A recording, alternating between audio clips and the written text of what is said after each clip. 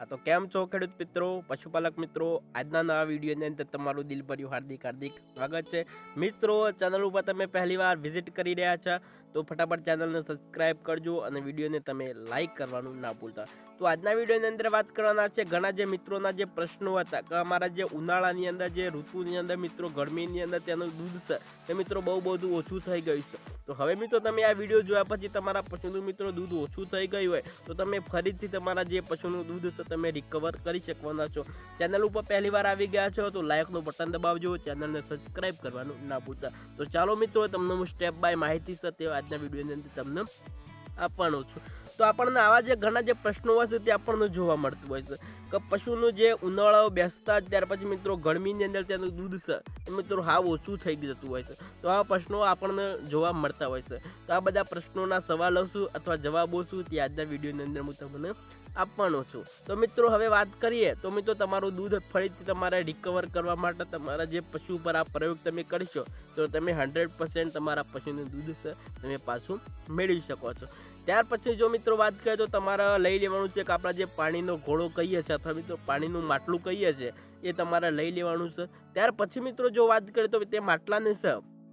તે મિત્રો પાણીથી તમારે આખું ભરી દેવાનું છે બરોબર ત્યાર પછી હવે જો વાત કરીએ તો તમારા જે આપણા જે ચૂનો આવે છે જે આપણે સફેદ ચૂનો આવે છે તે તમારે લઈ લેવાનું છે ત્યાર પછી ચૂનો છે મિત્રો તમારા જે માટલું છે તેની અંદર જે આપણે પાણીથી આખું માટલું ભર્યું તે માટલાની અંદર જે ચૂનો છે તે નાખી દેવાનું છે ત્યાર પછી મિત્રો પાણીની અંદર હલાવીને ચૂનો છે ચૂનાવાળું જે પાણી છે ગોરાની અંદર તે મિત્રો આખી રાત રહેવા દેવાનું છે ત્યાર પછી મિત્રો વાત કરીએ તો તમે સવારે જ્યારે તેને જોશો તો તે માટલાની અંદર માટલાના ઉપરના ભાગે તમે જ્યારે આપણે દૂધ છે તે મિત્રો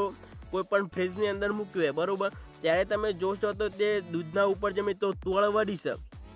તે જે આપણા જે ચૂનાવાળા માટલાની અંદર જે તોળ જેવું વળ્યું છે તમારે લઈ લેવાનું છે તમે કોઈ પણ મિત્રો તમે તમારા પશુને મિત્રો તમે પશુ આહાર આપી રહ્યા છો તો તેની અંદર તમે મિક્સ કરીને આપવાનું તમે ચાલુ કરી દેશો ચૂનો આપણે જે ચૂનો કહીએ છીએ ચૂનો છે તે તમારે ઉપરથી તોળવાળું છે તમારે લઈ લેવાનું છે તમારે કોઈ પણ ખાણીની અંદર તમારે મિક્સ કરીને આપવાનું ચાલુ કરી દેવાનું છે કારણ કે મિત્રો તેનાથી જે ચૂનો ખવડાવવાથી આપણા જે પશુની અંદર જે કેલ્શિયમ ઓછું થયું હોય તો તમારા પશુનું કેલ્શિયમ ઓછું થયું હોય તો તમારા પશુને કેલ્શિયમ મળવાની ઘણી બધી સહાય તે ચૂનો સાથે કરતું હોય છે ત્યાર પછી મિત્રો જો હવે વાત કરીએ તો બીજી એક રીત છે તો મારી પાસે મિત્રો નાનો અથવા કુંડી હોય અથવા મિત્રો કોઈ પણ ટાંક હોય કે તમે વધારે પશુ રાખતા હોય તમે